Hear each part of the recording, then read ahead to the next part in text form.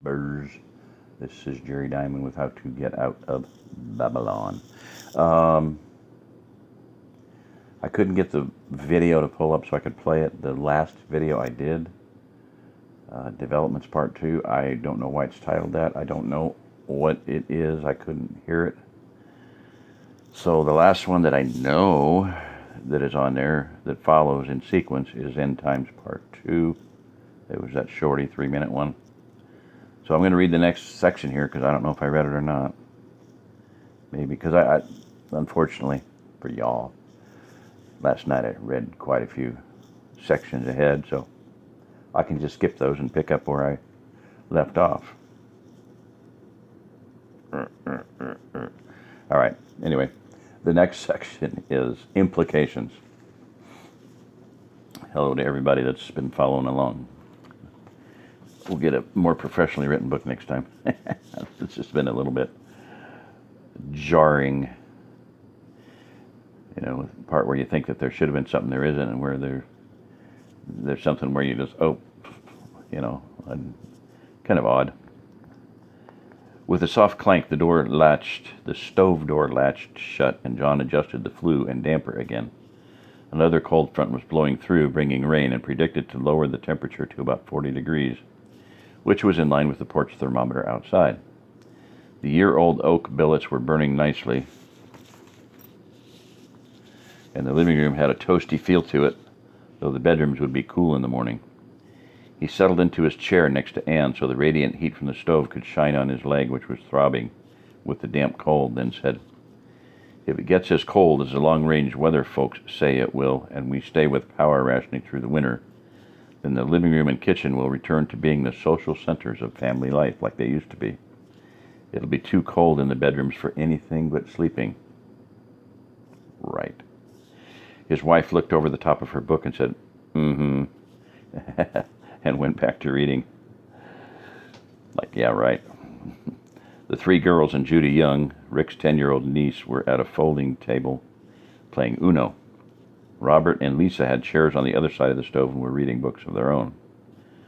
Presently, John's dad put his Travis McGee novel down and said, "I reckon we better be building on those row covers tomorrow.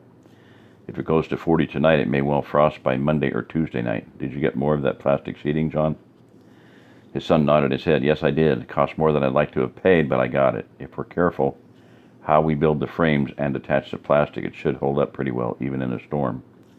I've got a good line on some glass windows and sliding glass doors, too. The NRC is beginning to sell salvage materials that are recovering from the coast.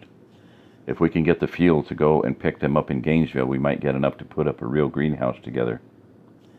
Keep us in fresh vegetables through the winter and give us a real leg up for starting seeds this spring. Might even be able to sell some bedding plants if we can get the seed. Bill at the feed store may have some of last year's stock left. I'll ask him next market day, though he's probably going to want a big price for it." Anne laid her book in her lap. "That's a good idea. I'm sure we've got to have plans for all sorts of greenhouses at the university. I'll see if I can dig some up this week. In the summer when it's hot, maybe we can use the greenhouse for food drying or something if we can rig up a good ventilation system." The gate bell rang and Heather went to the window to see who it was. "Uncle John's Deputy Daniels." "Thank you, Heather," he replied. "Stick your head out the door and tell him to come on in, please." The girl did and went back to her card game, giggles arising soon afterwards. John figured they had to be talking about the Daniels boys again, a topic sure to arouse prolonged fits of giggling. A moment later, the sound of boots could be heard on the porch, and they could see Mike take off his rain slicker and hat and hang them on the porch hooks. He stepped through the door with a large manila envelope in his hands, which he handed to John as he stood in front of the stove. "It may only be 40 degrees outside, but that wind and rain really drive it right through you. I'm betting we'll see snow this year. That's the follow-up on the Rutledge murders that you need to review and sign for your part." John's face wrinkled as he recalled the facts of the case. "Did y'all come up with anyone else who was involved, or was the 6 we picked up and the fellow at the market the lot of them?" Mike replied, "Nope. There were 2 more. Sergeant Fuji does a lot of our interrogations, and he's very good at it. Only took him a few hours to have most of them rolling each other over, trying to cut the best deals to save their own butts. No honor among thieves there, except for the leader, Archie Lauren. the one who banged his head in the arrest. Fuji couldn't get anything out of him, and I suspect he could tell us a thing or three. I bet he could too, John said. The rest of them didn't strike me as anything more than followers, but that fellow was something else altogether. That wasn't his first rodeo. He's either had a lot more experience at this than I'd like to think about, or he's been well-trained, and maybe both. But still, we got the lot, so that's one particular problem resolved. The deputy had an uneasy look on his face. I'm not so sure, John. I can tell you that the sheriff was considerably consternated that we found 9 here in the county with the balls to actually pull off something like these murders. We've got some hotheads that will run their mouths, but that's about all they'll do.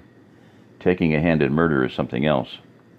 Having experienced Archie Lauren, I wouldn't be surprised if we didn't have more that we didn't know about, especially since we didn't know anything about 5 of the 9 that we did pick up. The hair on the back of John's neck prickled. They still in jail? Mike nodded. Oh, yes. They ain't getting out. Judge Smith had a stroke the day of the impact, so just now there's only Rufus Green on the felony bench, and he's pretty hard-nosed about these sorts of things. He's let a lot of lesser men out on their own recognizance until their trials came up to spare the county the expense of keeping them, but not these Klansmen. They'll stay in the jug until they're tried. I have a feeling if he's the one to try them, they won't get out of Rayford except in a box. In fact, there's a lot of pressure to streamline the justice system and bring back public executions. Lauren at least may hang in the courthouse square. Lisa looked alarmed at the prospect. You're not serious about them executing people in public, are you? Well, there's a lot of talk about it, and word has it there'll be a couple of bills coming up to the legislature to allow it. Can't say much more about it than that. John had an uneasy look on his own face. If they've been duly convicted and had their appeals denied, then people like Lauren should be publicly executed as far as I'm concerned. I'm more concerned about this streamlining the justice system. That sounds pretty close to the martial law they're using in the camps in the devastated areas, even if they do use euphemisms like direct federal administration, instead of calling it what it really is.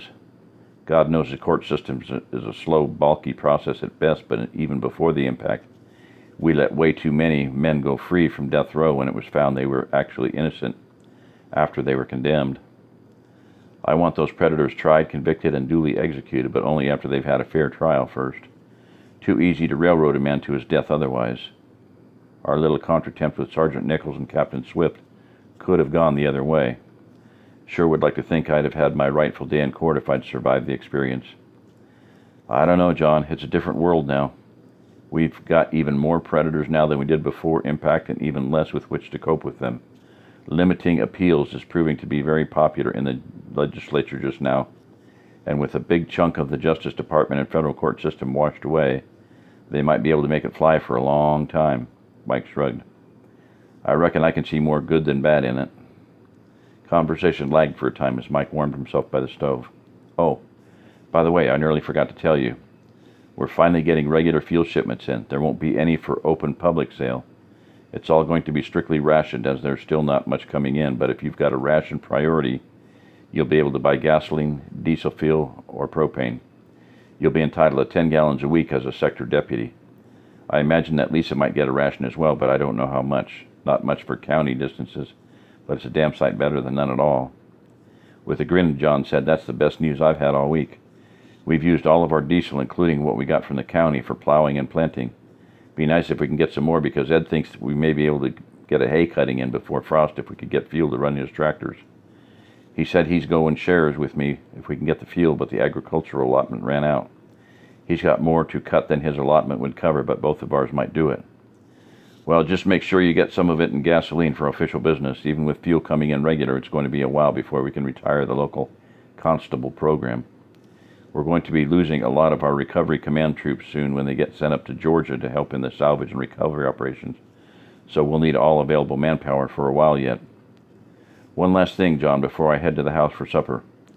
Mike reached into his left pocket and pulled out a small Smith & Wesson revolver with a shrouded hammer. The sheriff let me have this out of the property room. Sorry I couldn't get a second, but at least you've got that. Anne's got her little Taurus. I figure you can give this one to Lisa.